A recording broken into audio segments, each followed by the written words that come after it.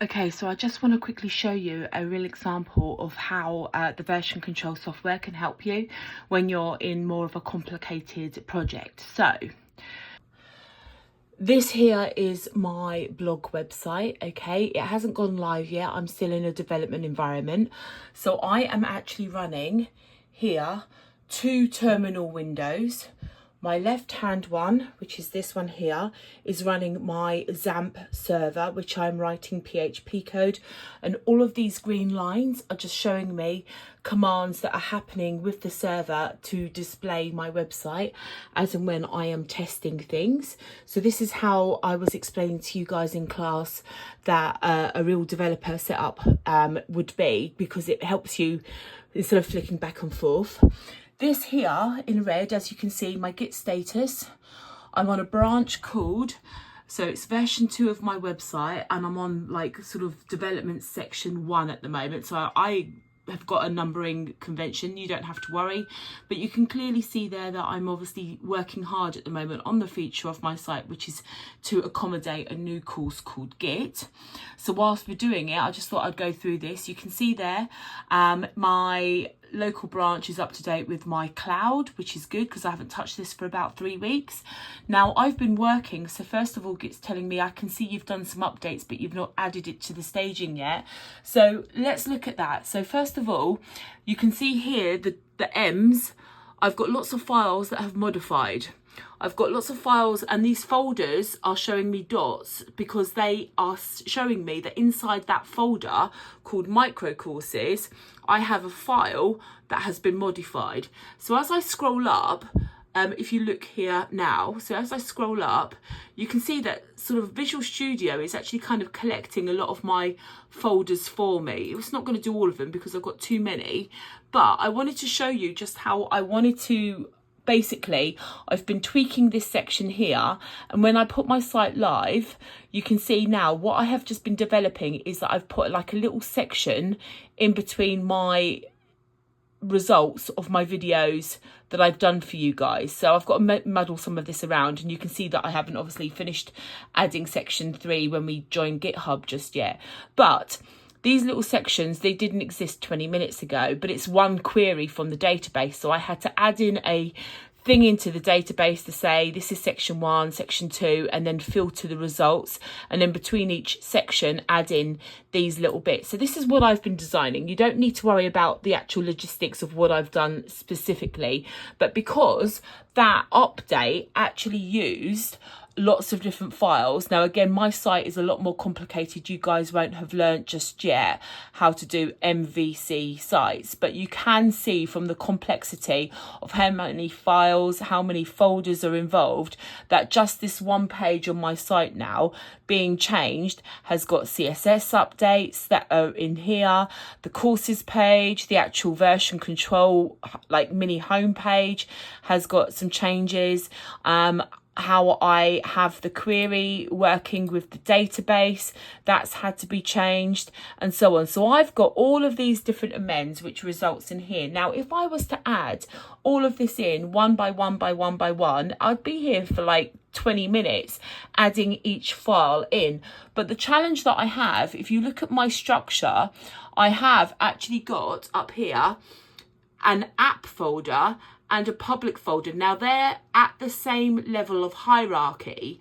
So what I can do, to make sure that I'm actually at my root, so my root is called hand-coded website.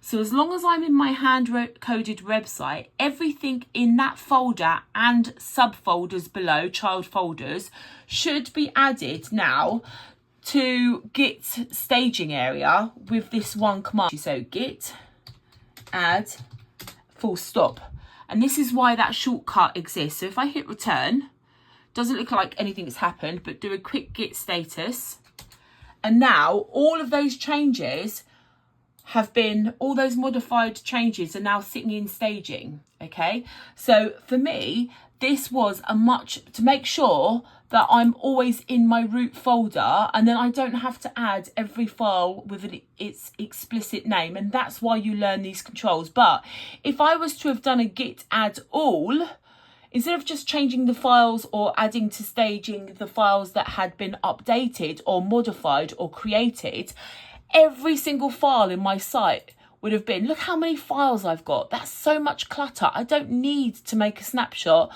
of all of this stuff that's white, because none of that stuff has changed. So every time I do a git update to the memory, the git commit, I only add the files that are new or the files that have changed. Git commit M. My message to myself is added subtitles between lesson sections,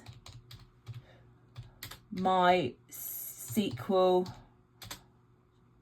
chain updated. So I can sort of give myself a little clue as to what. Now, I always say to you about 10, 12 words. I think there's about 8, so I'm okay. I'm going to hit return. So now my local commit has been updated. So I am going to say git, if I can type, git push upstream to origin. Okay. So I don't need to type the full path. Okay. And the file, the branch name here, because I'm lazy, I'm going to copy it so I don't spell it or get any typos wrong with regards to capital letters, etc. Down here, I'm going to right click, hit return, give it a second to think about life, and now it's all updated for me. And so I can see here that there's lots of things that have been, it's counted 25 things it's got to check on. 25 out of 25 have been done. Okay, and all of this is good. It's showing me the remote location. There's the git hashes, the IDs. My local branch has been mapped to my remote branch. Everything is good, all job done. So it's about sort of like 9, half 9 at night. So that's why I'm looking like this. But I just wanted to show you here in now why and how you would actually work with version control systems the way you are. Because when you're demonstrating in class and you've only got a tiny little website with 3 or 4 files, and all 3-4 files live in one little folder, you're like, oh, just don't see the point. But when you get past your course onto more like a HND level style course, you will learn more about architectures for websites, because they get vastly more complicated because the websites themselves have to do more things. And then you'll understand that actually learning how your files and folders are positioned, where they live, and how their relationships work with one another, and how they are segmented out, really means that if you learn how to use the correct commands to add to staging, you can save yourself a lot of headache. So if I was to add all on this, my entire site was probably something like 1,000 files now, because it's quite big. For a little website, it's quite big. But I don't want to add 1,000 files when only 5 files or 4 files have changed. So that's why we use the git add and a full stop to do the shortcut. But that would only work because I was in the root folder and all the changes were in the folders below it. There you go.